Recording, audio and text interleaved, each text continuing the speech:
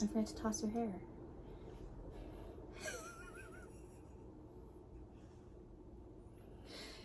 Hey everybody, it's Chloe Baggins. And I am Bushido. Bushido. To the side. Yes. You have to do it to the side. I'm gonna do my own thing, man. That's my thing. No, because you end up Come up with your own thing. You have a shadow Yeah? on your face when you do it. It's because the guns are casting. No, they're not guns right now. They're like pea shooters. I got the ex-gym COVID physique going on. Anyway, So do I. that's Mr. Bushido to all of you. And welcome back to our first episode of our Christmas movie. Holiday. Correct. Holiday. We want to be all-encompassing, all-welcoming. Everybody is welcome, regardless of what it is you celebrate or don't celebrate. You are all welcome here. Thank you for coming. The first movie review in our holiday movie series. The Santa Claus. Yeah, this one was all Baggins this time because, to be quite honest, I never saw it until today. And that's kind of crazy, too, because I remember when this movie came out. And you remember the trailers. I remember the trailers. This movie was a big deal back in 94? Yeah, because they advertised it since 93. And we were 12. Yes. Because we were both born in 1982. And I never saw it. I never saw it in theaters. So today it was kind of like, oh, very cool. I get to see it for the first time through the eyes of an adult and a grown, glorified nerd child. So it was fun. But go ahead. This is your thing. Go for it. Well, I want to hear what you thought. You know, I mean, it's Tim Allen. Everyone loves Tim Allen. Yeah. And this was like at the height and the big popularity that was Home Improvement, which I think is what kind of garnered him this role. But it was, surprisingly a very charming, fun holiday movie. Yeah. Even through the eyes of like a grown adult. Seeing it for the first time. Seeing it for the very first time. It surprisingly was very charming. It had that trademark, almost stereotypical, whimsical 90s orchestral music, and very dated pre-PlayStation 1 era special effects. But surprisingly, it wasn't just Christmas in the movie. Santa Claus. There was this whole father and son, divorced family subplot, which really took more of the center of the storyline. And, for kids growing up back then, and especially nowadays, I think that might hit more home to kids and families watching than the whole Santa Claus thing. And I think that was very brave for, at the time, early mid-90s. It's kind of edgy for them back then, Yeah. right? Absolutely. It was cool, man. It was cool. It was cool that they it wasn't just, here all of a sudden, the current Santa dies or disappears. Now you're Santa. There's a whole process and rhyme and reason and, rules and regulations that determine why you're Santa Claus now. And now that you are Santa Claus, this is all that comes with it and why it comes with it. That was cool. I think this movie is very well written. I saw this movie when it first came out in the movie theaters with my parents. That must have been cool. It was, because my parents were young. They still are young. Yeah, young parents. Yeah, they are young parents. But they really loved Young watching... retired parents. Young retired parents. They really loved watching Home Improvement on Wednesday nights on ABC. And so my dad, I think, and my mom both wanted to go see it. I wanted to see it. And I remember watching it in the movie theater, and it was fantastical. I remember walking out of the movie theater, telling my mom, I need to own this on VHS. And back then, they came in those big plastic clamshells. Yes. Right, yeah, for Disney Except movies. this one did not, because it was Paramount at the time. Oh. Or Buena Vista. Buena Vista, yeah. So it wasn't an actual Disney movie at the time. And so it came in a cardboard box. I still have it, actually. It's at my parents' house. Cool. But, oh, yeah, I remember. And it took so long to come out on VHS. Oh, Because- back then we yeah. were like waiting on pins and needles for the movies we wanted to almost come out. for a full year. It wasn't like you can go on the internet and like download a pirated copy. There was no such thing. It's like DVDs are already pre-made when a movie comes out now. yeah. So that back way- then in VHS times, you had to like refilm and copy the whole thing. But and- it was actual film that they had to go and copy Yeah. onto like millions of copies. I was that way for The Crow. I waited and I waited and I waited. But we're not on The Crow yet. I know. I'm just saying. Like I know how you're. I know what you're saying. Like that anticipation and excitement. Yeah, there's like a handful of those movies from the 90s. Even movies now that I'm like, but I don't have to wait as long. And Yeah. that was, I think, part of the The joy and experience. yes.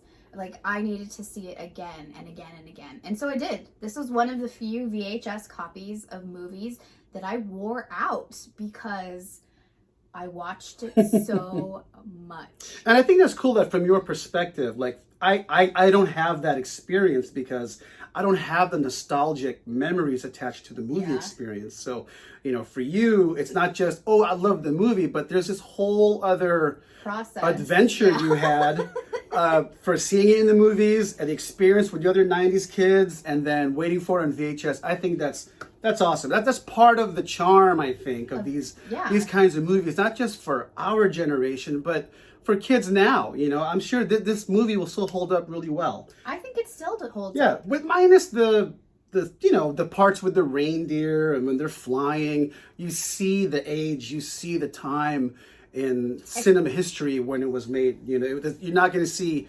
Thanos level special effects here. It's charming in the cheesiness of that part. But you also have to remember, this was like, TVs were not as big as they are now. Yeah, well, there was no 16:9 anything. It was all 4:3. It's all letterbox. Yeah. You were the Pixelated. you're the big man on campus. You had that Sony TV with the tube TV. orange dots on the corner.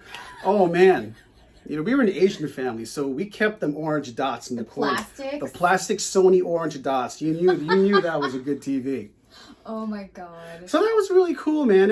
And talking more about the kind of the split family, divorced family subplot, which I think, like I mentioned to you when we were watching, I'm like, wow, this is a Christmas movie that takes place primarily not in Christmas. Because it's just him the very first night. He's just kind of thrown into being Santa Claus. And he's like just throwing the presents. He's like, what the heck am I doing? Is this for real? Can I go home? Kind of mean to some of the kids he runs into. It's during the year in between where the bulk of the movie and Tim Allen's character Scott, that's the bulk of the character development. It's in between the two, the beginning point Christmas and the end point Christmas. The bulk of the movie is here, and that was really cool. It focuses on his relationship with his son. And then his son going on and on about, oh my God, my dad's Santa, and the mom and Don't worry, Dad. I told him about the North Pole. and Judge Reinhold. For those of you that grew up watching Beverly Hills Cop, Billy Rosewood, he's the stepdad.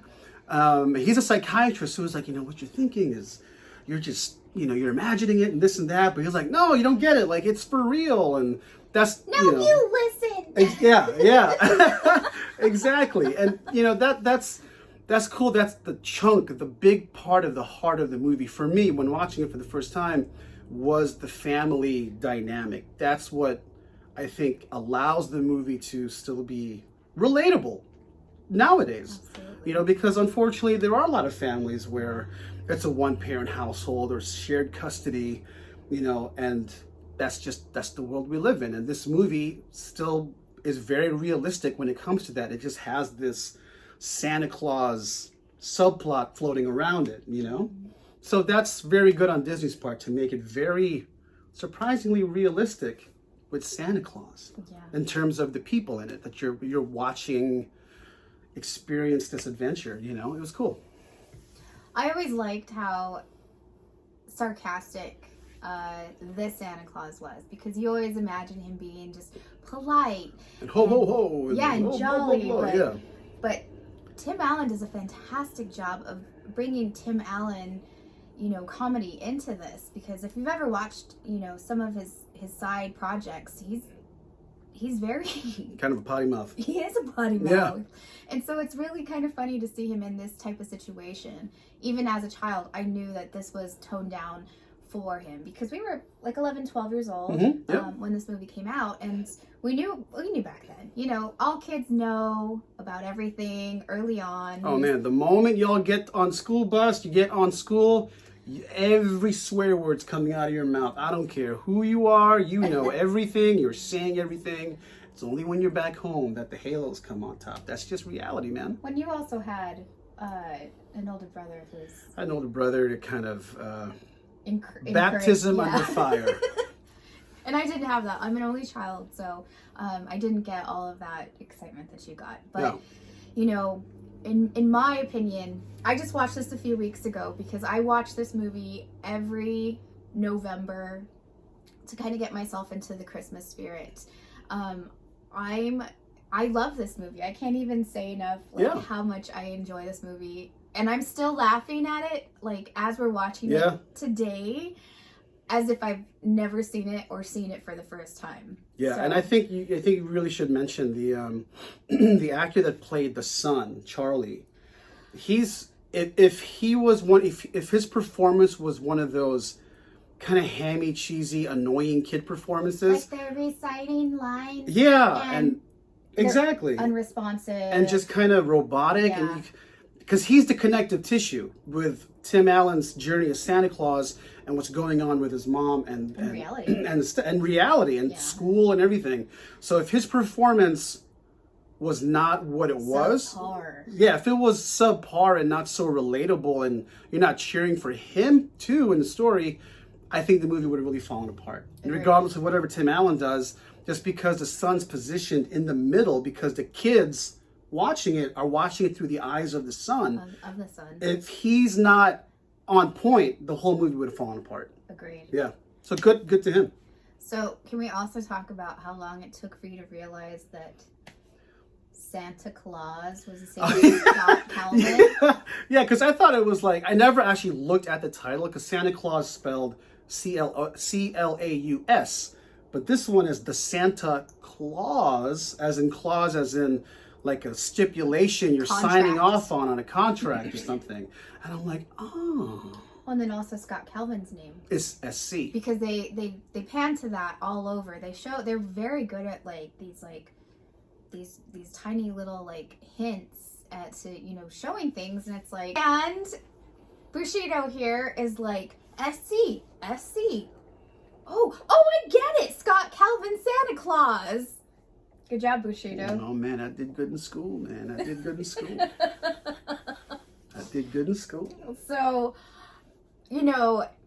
with that being said, what would you rate that movie? Yeah, I guess I'll rate first since I have never seen this. I think for me, the charm is there. It's a movie that's clearly become like a yearly tradition when holiday season comes along. These are one of the movies families put in. And, the kids that are growing up now from our generation, 80s and 90s kids. Are now parents. They're parents now. Yeah. I don't have kids. She don't got kids. But our friends who do have kids, they're like, oh, let's watch this. And then, then the next generation can have the nostalgic memories of watching the movie. And it will just become perpetual. That is definitely there with this movie. It's very heartwarming. You're cheering for Tim Allen. You're cheering for Charlie. And for me, the only negative is the special effects they're rough. Like if Disney ever decided to do like a ultimate remaster and they fixed all the reindeer, like the fantastical aspects of Santa Claus's powers. If they fixed that, I think I'd give it a higher rating. But for me, I would give it a very enjoyable 7 out of 10 Bagginses. That's not bad. Yeah, I liked it. That's very cool. You can visually see the difference, but because I don't care about that difference because I was attached to this movie early on, this movie is a 10 out of 10 Baggins for me. Wow, that's our highest rating. That is our highest. That's rating. Cool. And this is one of my favorite movies.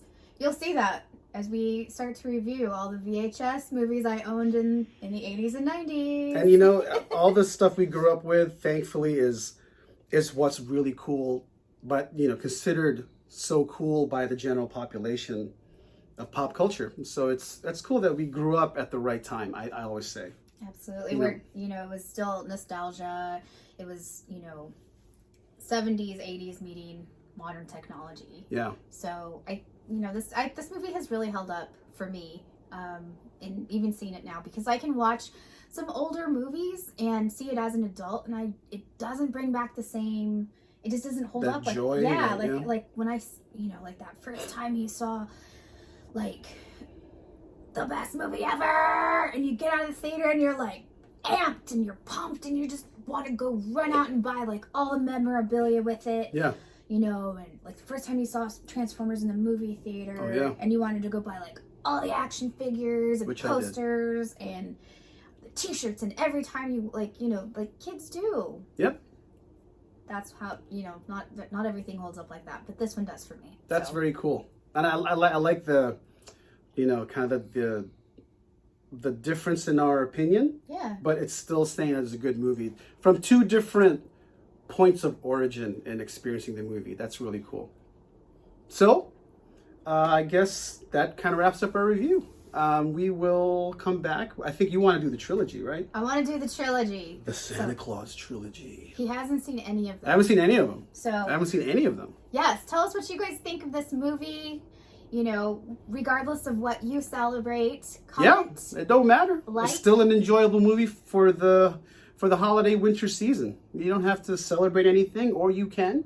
Or you celebrate everything. Or you celebrate everything. Hell, why not? Multicultural. Yeah, this movie works for everybody. It does. Just fictional character or not. I mean, who didn't look forward to Santa Claus coming and bringing them presents? It's everybody. Santa still visits me. Yeah, man. You should see my nerd museum. Half that stuff's from Santa Claus himself.